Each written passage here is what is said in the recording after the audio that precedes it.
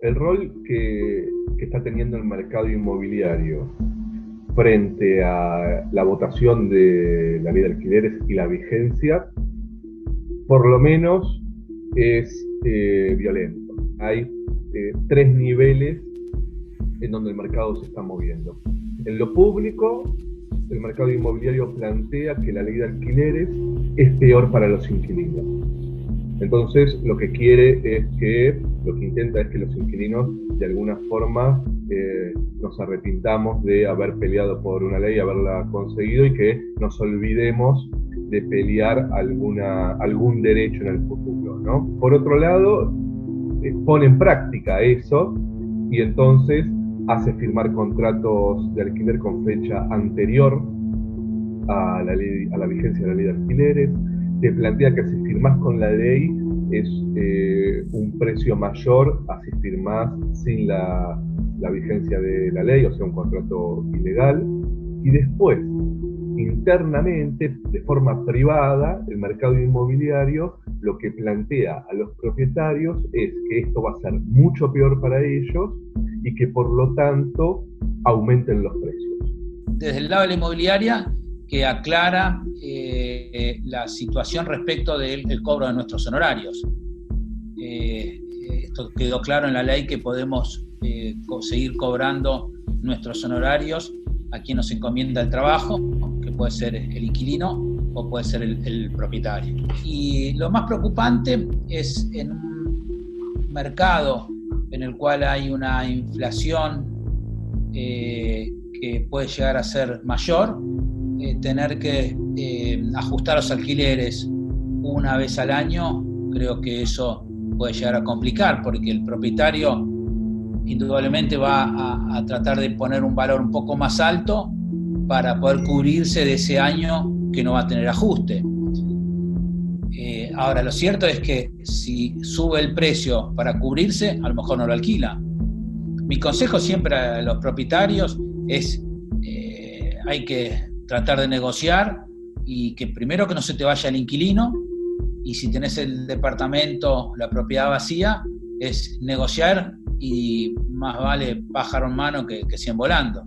Todo esto sucede en dos marcos muy pero muy graves. Por supuesto, uno es la pandemia y la crisis económica terrible que estamos viviendo, en donde el mercado inmobiliario se maneja de forma completamente irresponsable y egoísta. Y por otro lado, la ausencia absoluta del Estado en el control del cumplimiento de la ley de alquileres y del decreto 320, que lo que termina sucediendo es que pareciera ser una guerra entre inquilinos y mercado inmobiliario, en donde por supuesto tenemos todas las de perder, porque es muy difícil ganarle la pelea a alguien que te está diciendo son estas condiciones y si no te vas a la calle. Todavía también es prematuro opinar sobre un mercado que está cerrado, donde un mercado donde es difícil mostrar las unidades, donde está en pleno de una pandemia, donde la gente a lo mejor prefiere pagar un peso más por tener su techo, o mudarse de la casa, o hacer actos que a lo mejor en una época normal no se haría. ¿Cómo terminará siendo? Bueno, yo creo que hay que esperar a que volvamos a recuperar una normalidad o una nueva normalidad para poder ver realmente si esta ley fue a favor o fue en contra. Ya hay un proyecto de ley en el Congreso que vuelve atrás de la ley de alquileres, o sea que el mercado inmobiliario, por todos los medios, está intentando que se vuelva atrás con esto. Primero, que no se cumpla. Segundo, que los inquilinos creamos que es peor esta ley. Tercero, que los propietarios tengan miedo de esta ley. Y por último, en el Congreso Legislativo, que es un proyecto de ley que no solo vuelve atrás, sino que además es mucho peor de lo que teníamos.